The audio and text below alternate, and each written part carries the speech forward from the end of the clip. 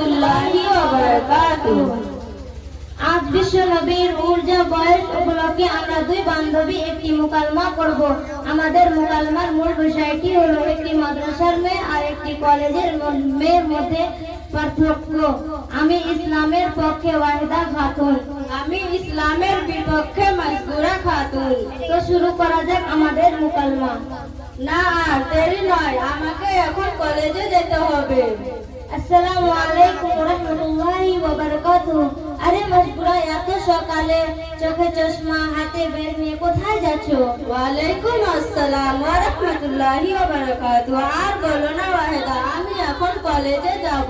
না তো মাজবুরা, আজ কলেজে গিয়ে কি করবে? আজ তো রবিবার। আজ রবিবার হয়েছে তো কি হয়েছে, আজ আমার বন্ধু বান্ধবীরা আসবে, ওখানে গিয়ে খুব মজা হবে। তুমি কি যাবে আমার সঙ্গে?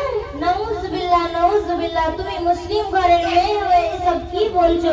তুমি কি জানো না একটা মেয়ে যদি বেগানা পুরুষের সাথে মেলামেশা করে তাহলে কত বড় গুনাহ হয়? তাছাড়া রাসূল এবং আল্লাহ তাআলা তাদের প্রতি নারাজ হয়।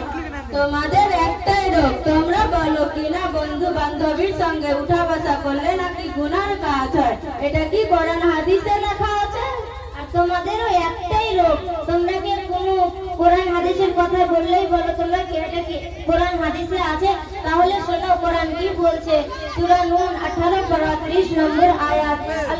আল্লাহ তাআলা তার পাক জবানে বলেছে, মুমিনদের বলো তারা জানে তাদের নজর সংরক্ষণ রাখে এবং তাদের জবানে সংরক্ষণ করে। ও তাই মাজবুরা, আমরা যখন রবিবারে কলেজে যাই বন্ধুদের সঙ্গে সময় কাটাতে, তখন আমাদের পোশাক কিন্তু এলোমেলো হয়ে যায়। তারা আমাদের দিকে খুব নজর দেয়। এছাড়া আল্লাহ তাআলা এবং রাসূল আমাদের প্রতি নারাজ হয়।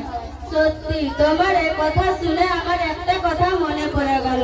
সর্ববিতার ভয়ঙ্কর, তোমার তাই হয়েছে। Education is danger.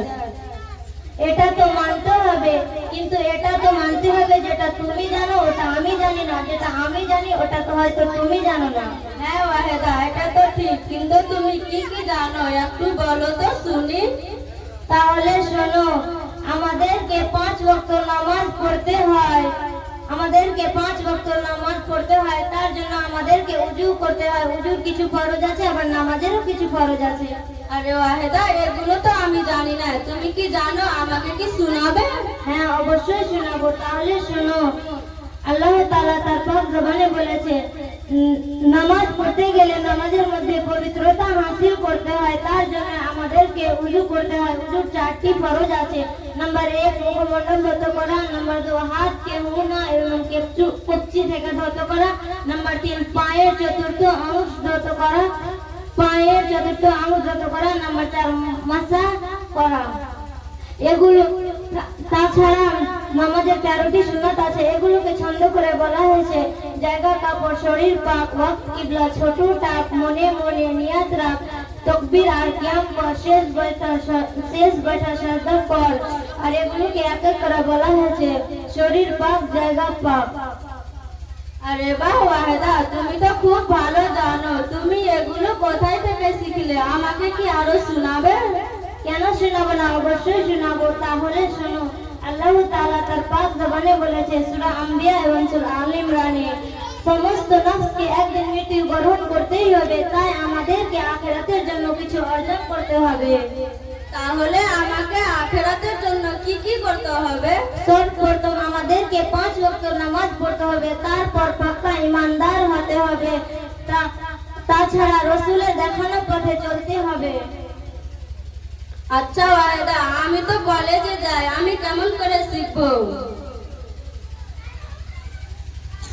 কেন, তুমি বিজন কোচিং আল বায়ান সেন্টার, ওখান থেকে শিখতে পারবে। আজ তো রবিবার, তাহলে আজ কলেজে যাওয়া হবে না, আজ তোমার সঙ্গে যাব। তুমি কি আমাকে নিয়ে যাবে? কেন নিয়ে যাব না, অবশ্যই নিয়ে যাব। তাহলে চলো, এত সময় আমাদের ওস্তাদ পড়াতে বসে গিয়েছে। হ্যাঁ, তাহলে যাওয়া যাক। শ্রদ্ধেয় শ্রোতা মণ্ডলী, আমরা আমাদের আর আমাদের ভাই বোনদের আখলাক বানাবো, চরিত্র বানাবো। কেননা কোরআন হাদিসে এসেছে, খায়রুকুম মান তাআল্লামাল কুরআন ওয়া আল্লামা। তোমাদের মধ্যে ওই ব্যক্তি উত্তম যে কোরআন নিজে শিখে এবং অপরকে শেখায়। আমিন। আসসালামু আলাইকুম ওয়া রাহমাতুল্লাহি ওয়া বারাকাতুহু।